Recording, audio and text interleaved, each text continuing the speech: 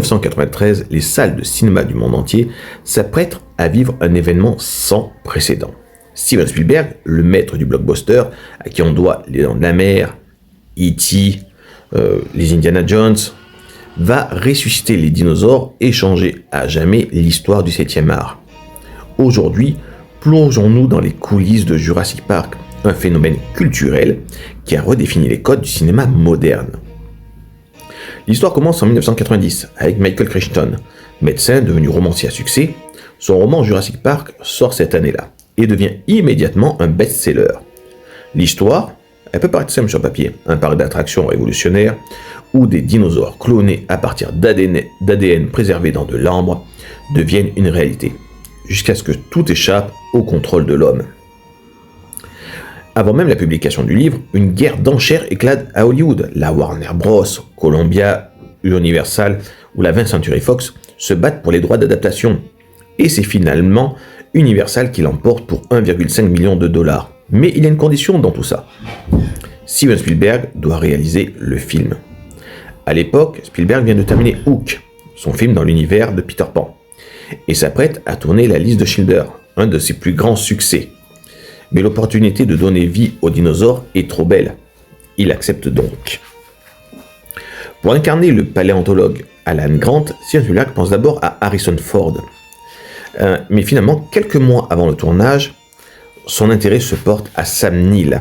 L'acteur néo-zélandais apporte cette gravité et cette authenticité scientifique nécessaire au personnage. Moi, quand j'avais 10 ans, j'étais fan de Indiana Jones, donc j'avais été déçu que Harrison Ford n'ait pas le rôle. Mais aujourd'hui, je me dis que personne n'aurait pu jouer Alan Grant comme Sam Neill. Face à lui, Laura Dern devient Ellie Sattler, la paléobotaniste brillante et courageuse qui refuse d'être une simple faire-valoir. Du côté du mathématicien chaotique, Ian Malcolm, le rôle est confié à Jeff Goldblum. Son charisme naturel, son humour décalé et ses répliques cyniques font de Malcolm la voix de la raison et l'un des personnages les plus mémorables du film, à tel point qu'il sera le personnage central du deuxième opus cinématographique, The Lost World, Jurassic Park, le monde perdu. Richard Attenborough, réalisateur oscarisé de Gandhi, va incarner John Hammond, le créateur visionnaire mais naïf du parc. Attenborough donne au personnage une dimension touchante, presque tragique. J'adore la présence de cet acteur dedans.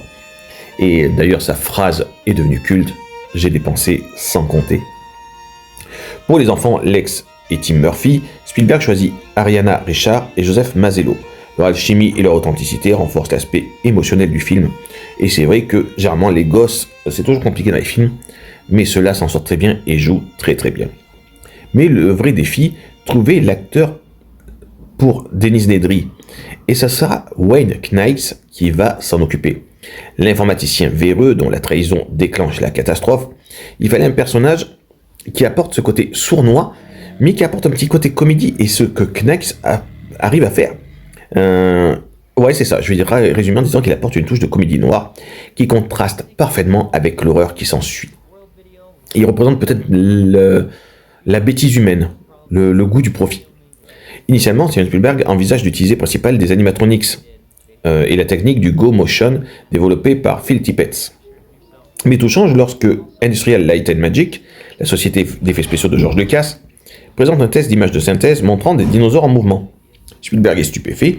Pour la première fois, des créatures générées par ordinateur semblent vivantes, réalistes. Sa décision est prise.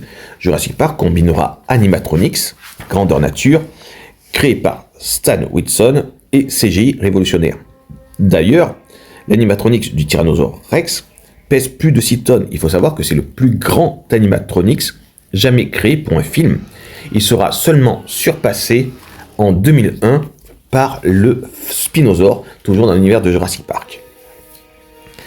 Donc, les animatronics du Tyrannosaure, qui pèsent donc plus de 6 tonnes, lors de la scène iconique sous la pluie, à cause de l'humidité et de l'eau, le robot se met à dysfonctionner, créant des mouvements imprévisibles et terrifiants. Et les acteurs sont en panique. Les enfants ne crient pas parce qu'ils jouent le jeu, ils sont totalement terrifiés. D'ailleurs, la vitre qui cède sous la tête du T-Rex, que les gosses retiennent avec leur pied et leurs mains, est une scène réelle. La vitre n'était pas censée céder. Spielberg garde les prises ajoutant une authenticité inattendue et une scène devenue culte. Les vélociraptors, stars terrifiantes du film, ils nous ont tous marqués avec leur scène de la cuisine par exemple, sont principalement des costumes portés par des acteurs augmentés en CGI. Pour certaines séquences, cette combinaison de techniques crée une illusion parfaite. Finalement, le film utilise seulement 14 minutes d'images de synthèse, mais ces minutes changent tout et elles sont surtout bien utilisées.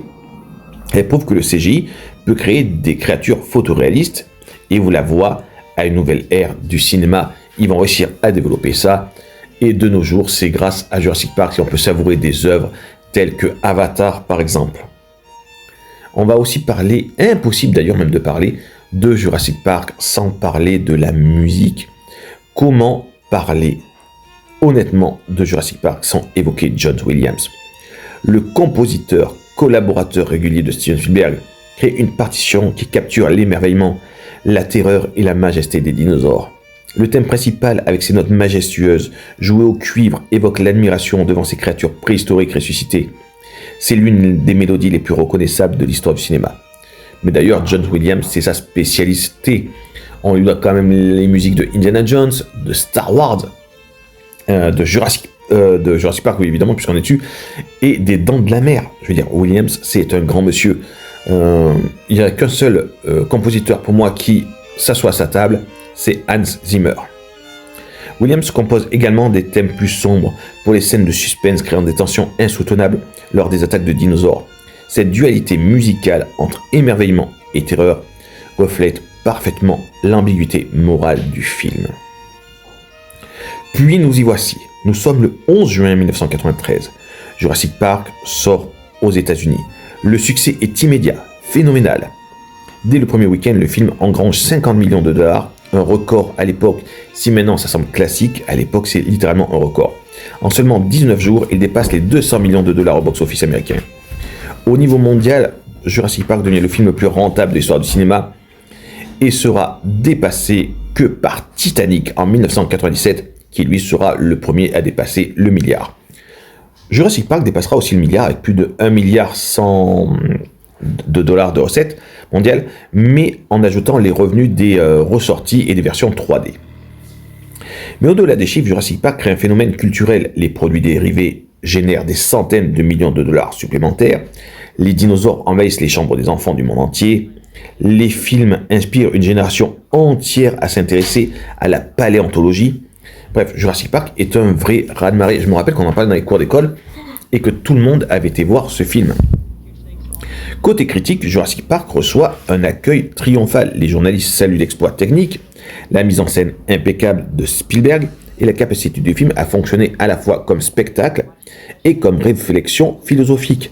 Après, il faut souligner que le matériel de base était très solide. Crichton, c'est du solide en littérature. Le film interroge notre rapport à la science et à la nature. Ian Malcolm, incarnation de la théorie du chaos, avertit constamment des dangers de jouer à Dieu. La vie trouve toujours un chemin. Sa réplique emblématique résume parfaitement le message. La nature ne peut être contrôlée. Aux Oscars, en 1994, Jurassic Park remporte 3 statuettes. Meilleurs effets visuels, mérité, meilleur son et meilleur montage sonore. Et encore, je trouve qu'il en aurait mérité 2 ou 3 de plus. Des récompenses donc méritées qui consacrent cette prouesse technique. Le film, lui, va engendrer une franchise massive de suites directes dans les années 90 et 2000, avec Jurassic Park The Lost World, porté par Jeff Goldblum, et en 2001 avec Jurassic Park 3, avec le retour de Sam Neill. Jurassic Park 3 étant certainement le moins bon de la saga. Puis Jurassic World à partir de 2015 qui ressuscite la franchise, avec Chris Pratt dans le rôle principal, 3 films qui dépasseront tous le milliard de dollars. Puis, l'année dernière, en 2025, sort Jurassic World Rebirth, qui essaye de se rapprocher de ce que faisait Spielberg. Le grain sur la vidéo, filmé un peu à l'ancienne, on va dire, des scènes qui font penser aux Dents de la Mer, mais pourtant, sans atteindre la qualité du film, sans saisir la substance que donnait Jurassic Park. Donc, aucune suite n'égale l'original. Jurassic Park reste le film parfait, celui qui a tout changé.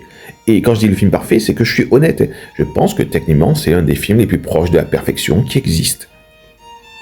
Plus de 30 ans après sa sortie, Jurassic Park demeure une référence absolue.